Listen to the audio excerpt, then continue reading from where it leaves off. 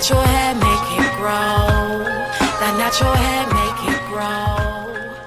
Let it go, let it go. Hi sisters, so welcome back to the channel. In this episode we want to talk about, you remember in the last video we said don't be too hard on yourself, and just understand that there's such a thing as beauty spaces, right? So in the last video we were talking about beauty spaces. So beauty spaces again are those places where beauty is typically showcased, right, in society. So you would have movies as a beauty space, music videos, billboards, the posters on buses, the posters on the street advertising products. Those are all beauty spaces.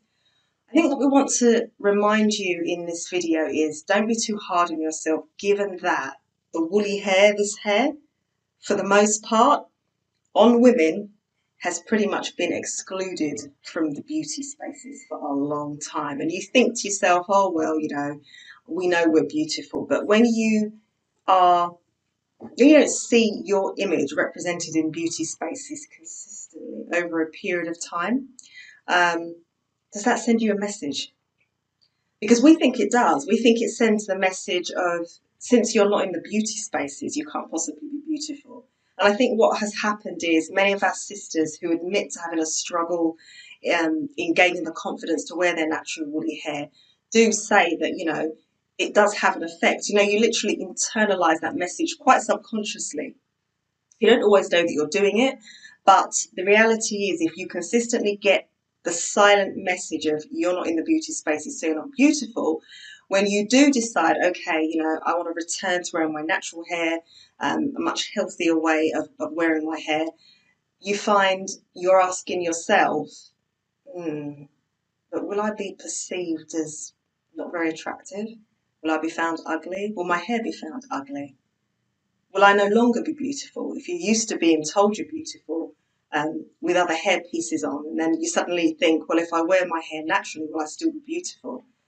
Every woman wants to be beautiful. Every woman wants to be seen as beautiful. So don't be too hard on yourself, I think this is the message. And also understand that there are different levels of anxiety, so depending on your experience in life, your background, it might be harder for you to make that return to natural than somebody else, who has had maybe a different background from you. Still within this society and still surrounded by the things that you're surrounded by, and receiving those same messages, but just maybe there are some sisters who had some siblings or members of their family maybe made them feel a little bit anxious about wearing their natural hair. And I think that can have an effect over time. So, all these things, we just want to say, don't be too hard on yourself. Understand that these things do have an effect. And, at the end of the day, you're human. That's not to say, don't make the return to wearing your hair, your natural woolly hair. Don't say, okay, yeah, because of that I'm just gonna. Sometimes, in fact all the time, we have to feel the fear and feel the anxiety and do what we need to do anyway for the sake of our well-being. You always have to remember this is a well-being issue. So understand, be kind to yourself, understand where these anxieties come from, and feel that fear and feel that anxiety and think, I'm going to do it anyway. Because the more you put yourself forward and say, I'm going to conquer this, the closer you are to getting that freedom. Absolutely. And remember, sisters, we understand why you have the fear of returning to natural hair. We too had that same fear. We've been on the journey, we've done the walk, we've worn the t-shirts. So we completely understand if you're anxious. It wouldn't be right if you weren't, to be honest. There's a lot against us. So we completely understand. Like I said in the last video, even in our own beauty spaces, our own black movies, we often don't see the woman with the natural hair in these movies. When was the last time you saw hair like this?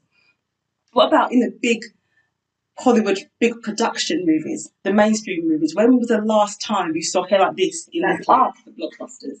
12 Years a Slave. 12 Years a Slave was the last time you saw this. In the big, for the most part, it would be. So please don't underestimate how this mental conditioning can be over time when you consistently only see your beauty represented in these kind of conditions, in those kind of when your hair and when your history has been one of oppression. Yeah. When you've seen that hair, so it's literally you only really mainly see your natural woolly hair in slave movies where you're oppressed, subjugated. You haven't seen it in movies when you're ruling, when you have authority, when you have power, and these can have they start to chip away at your confidence to wear your natural hair. And because of that, we gravitate and emulate the hair of the slave mistress because that's what we used to see. Isn't that right, Trace? It's an excellent point. Like Davina says, if you're used to seeing the natural woolly hair, this is the wool, the tightly coiled hair, yeah, the one that can just do all sorts of styles and you name it, right?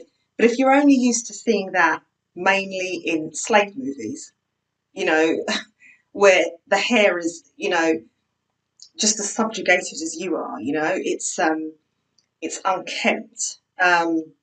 You don't have the right oils and creams for it. Did anybody even have a comb? We have gone through things that no one else has gone through on this planet, and that level of subjugation is what so many of our sisters and brothers kind of associate the natural woolly hair on our sisters with, because most of the time, like Davina says, when you see sisters in a role or a leading role wearing the natural woolly hair, it's usually in a slave movie. So you sort of come away associating subjugation and oppression and powerlessness and poverty with your natural woolly hair, which is actually majestic and can do all kind of amazing things. We don't necessarily associate it with when we were ruling, or when we were the Moors, or we don't. Yeah. So unfortunately, that has an effect. Exactly, and that's why, sisters, we wrote the book Before We Become Extinct. How do I get the confidence to wear my natural woolly hair? We did this for you because when we went natural, apart from Trace, there was no one in a 20-mile radius. Women, I mean, black women. There was no black woman in a 20-mile radius from me who was wearing the natural hair. So we did it raw. We did it cold turkey. There was no kind of companion like there is now. And that's why we've wrote this book to help you. It's a support mechanism. It's a support mechanism. When you have those hard days, there's tips in there to help you overcome any kind of rejection you may get on a daily basis.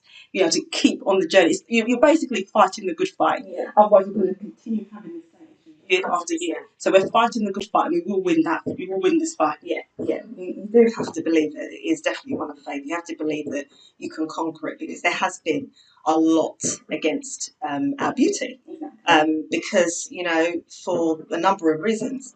So, like Davina says, it's very, very important that we understand that. We have to understand what's been going on. And I think the thing to take away from this as well is, like Davina says, if you're used to seeing the woolly hair on women in a slave movie, and it's being oppressed, you're being oppressed, and it's not looking its best, etc., etc., we can understand why people, our sisters, maybe kind of associate the natural woolly hair with that, because that's when they're seeing it more often than not. And then I think what that does is, for some of our sisters, make them think, well, I don't want the hair of a slave, So what do? Kind of gravitate towards the slave of the hair mistress.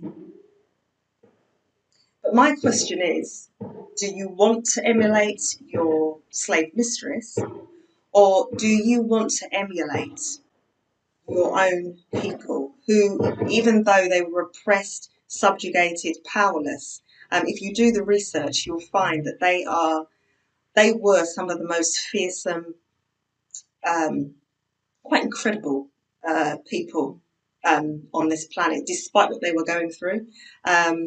So I think it's about, I think maybe that's part of it as well, doing a little bit more research on our people, what our people were doing. Yes, our people were serving under very inhumane conditions, but there were so many other things that our people were doing as part of that serving. So many things to be proud of.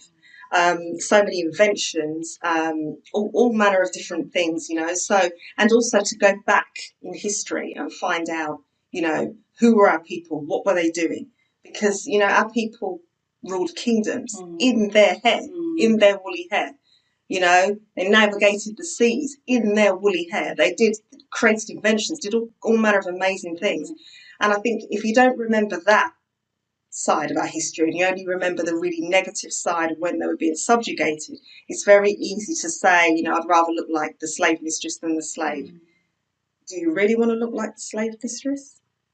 I think that's the question. Mm. Is that the person you really want to emulate, or the people that gave you life? Mm. So, you know, some food for thought there, sisters. You know, some food for thought. So please do take that away with you.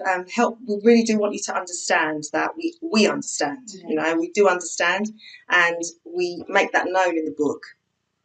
But it's a question you do have to ask. You do have to ask yourself, you know, who do I really want to emulate and why? Yeah, absolutely. All right, guys, that's it, isn't it, Tracy? I think that's If it. you can please like the video, share the video, subscribe the video, leave any comments for us, email us. Our email is there, and of course, the purchase links to purchase the book are in the description box below. Thanks, sisters. Until next time. Thank you very much, Bye. sisters. Bye-bye.